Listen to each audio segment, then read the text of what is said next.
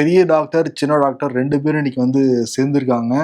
சுமார் 18 மாதங்களுக்கு பிறகு எலெக்ஷன் முடிஞ்சவன சேர்ந்திருக்காங்களா? பெரிய டாக்டர் ராமதாஸ், சின்ன டாக்டர் அன்புமணி ராமதாஸ் எல்லாருக்குமே வந்து தெரியும். மாம்பழம் வாங்கிட்டு போனாரா? ஏன்னா அவர்கிட்ட தான் இருக்கு, இப்ப அப்பா கிட்ட கொண்டே கொடுத்துட்டாரா? மாம்பழ சீசன் வேற, வேணும்னா தைலவ தோட்டத்திலேயே கூட வந்து அப்பாவுக்கு வாங்கி வந்து கொடுக்கலாம். அதான் சுத்தி அவ்வளவு பெரிய தோட்டம் இருக்கும்போது அதுல இருந்தே பறிச்சு கொடுத்துடலாம்.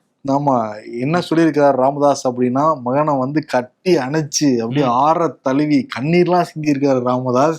இதே ராமதாஸ் தான் எலெக்ஷனுக்கு முன்னாடி என்னென்ன வார்த்தைகள் சொன்னா நமக்கு நல்லா வந்து ஞாபகம் இருக்கு. பாட்டில் வீசினாருன்னாரு, பாட்டில் வீசினாரு, மோசமா கூட சொன்னாரு. இன்னொரு விஷயத்த நான் சொல்ல முடியாதுன்னா கூட சொன்னாரு. ஆமா, சரி, இன்னைக்கு என்ன சொல்றாரு அப்படின்னா, கட்சி நிறைய அமைப்புகள் எல்லாத்தையுமே அன்புமணி ராமதாஸ் ஒப்படைச்சிட்டாரா ராமதாஸ்.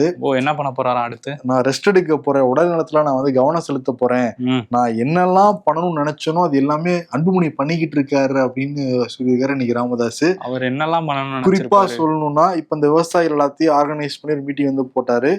அதுக்கு முன்னாடி வந்து அனைத்து கட்சி கூட்டம் போட்டிருந்தாரு, இந்த சமூக நீதி கணக்கெடுப்பு நடத்தணும் அப்படின்னு சொல்லிட்டு. அப்புறம் முதல்வர் சந்திச்சு அந்த கோரிக்கையை வந்து கொடுத்திருந்தாரு. இதெல்லாம் நான் பண்ணணும்னு நினைச்சேன், இப்ப என் மகன் பண்ணிக்கிட்டு இருக்கான் அப்படின்னு சொல்லிட்டு கண்ணில் பல்ப் பெரிய ராமதாஸ் வந்து பாட்டிக்கிட்டு இருந்தாரு நீ அன்புமணிய. ஓகே, அன்புமணியும் இனிமே நல்லதே நடக்கும். ஏன்னா எங்க அப்பா அம்மாவோட திருமண நாள் இன்னைக்கு, அவங்கள்ட்ட ஆசீர்வாதம் வாங்கியிருக்கேன். இனிமே அவ்வளவுதான் பாமக அப்படிங்கிற, அவ்வளவுதான் இல்ல, இனிமே வந்து வேற மாதிரி போகும் அப்படிங்கிற மாதிரி சொல்லியிருக்காரு. ஆமா, ஸோ அந்த பஞ்சாயத்தை வந்து ஃபினிஷ் பண்ணியிருக்கிறாங்க இன்னைக்கு.